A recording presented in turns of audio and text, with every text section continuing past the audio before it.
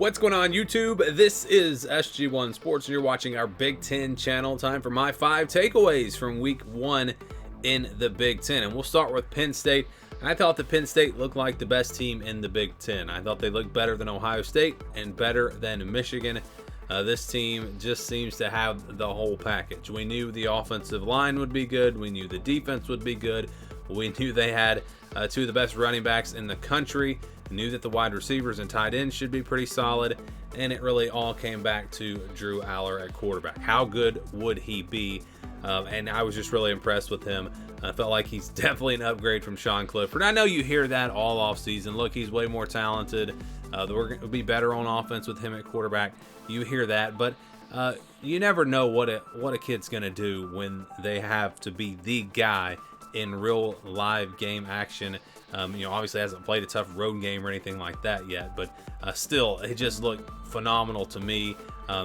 Just throws such a good ball, accurate almost every pass. You had the one bad throw that was almost intercepted, but for the most part, looked really, really good.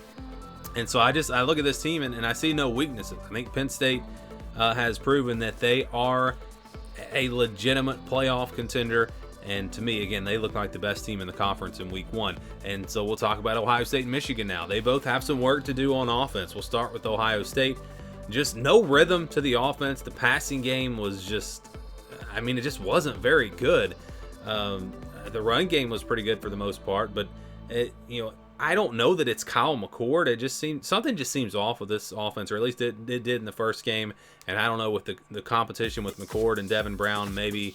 I just don't know what it is. They've got plenty of time to get it fixed, but they have to get it fixed. They're going to have to get better on offense. The defense was really good for Ohio State, but if they're going to reach their goals, they're going to have to be much, much better offensively. Or maybe Indiana's just that good. It's hard to say. It's just week 1. And for Michigan, just didn't run the ball, weren't as dominant in the run game as I thought they would be against a team like East Carolina. Last year they were just so dominant in the run game. So they've got some work to do there to get things figured out and get back to where they were last year. But on the positive side, J.J. McCarthy looked really, really good, really efficient. The passing game seems to have improved. Defense looked really solid. So I'm a little bit more worried about Ohio State than I am Michigan. But I think both of those teams, if they're going to be, possibly make a run at a national championship, they're going to have to improve a little bit on offense. And again, more for Ohio State than Michigan. Let's go to number 3 now. Nebraska, they might just be cursed. Can you come up with, how many ways can you come up with to lose a close game? Nebraska just, so many ways that they found to lose these close games. The fumble late, the interception when they were driving. Jeff Sims showed flashes of being really good, and you saw his talent, but boy, he had some terrible interceptions in this game. The one in the end zone, I think maybe there were 2 close to the end zone. This was a Thursday night game, so it's hard to remember everything from the game, but just crazy to me how they found a way to lose this game. I was actually surprised that they looked as good as they did, or maybe Minnesota was a little bit worse than I thought they would be. Again, it's week 1 and it's hard to say, but overall, I thought Nebraska looked like they played pretty good football, but just found a way to lose. And once again, it's the same story that we've seen for several years now. They lose a close game. How about Northwestern? Their game was not close. This team is really, really bad.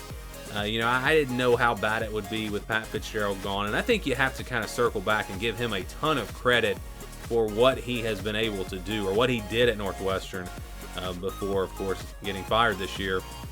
But there's not a lot of talent on this roster, and Rutgers went out and dominated this game. Maybe Rutgers is going to be better than I thought, but Northwestern, I would be very surprised if they won a conference game this year. They may only win 1 or 2 games, period. It was really bad, and they were bad last year. They're bad again this year, and we saw that in their opener.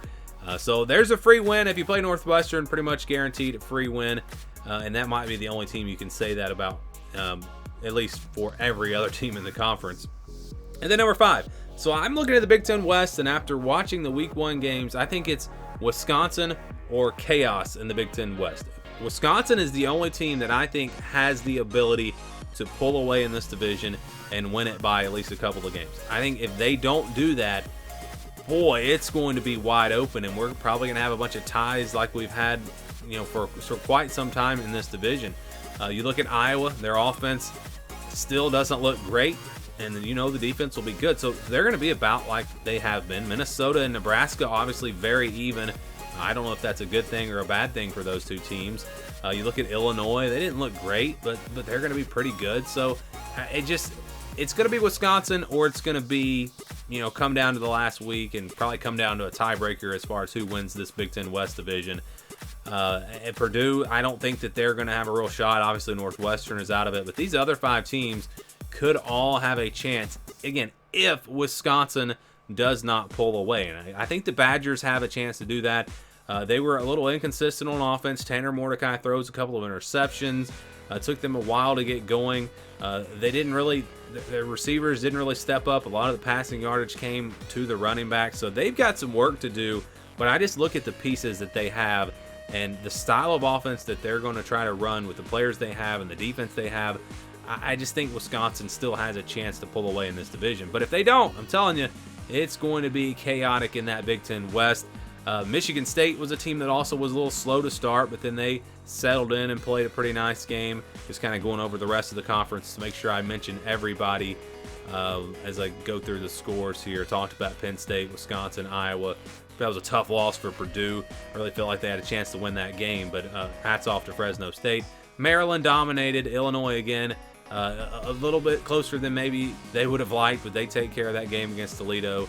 And then again, Rutgers pretty solid. Rutgers looked really good in their first game, especially on defense, which we kind of expected that. Northwestern, really, they scored in the last few seconds, but that was pretty much a shutout from the Rutgers defense. So those are my takeaways from Week 1. I would love to get your takeaways, your thoughts on the Big Ten in Week 1. Let me know what you think down in the comments below.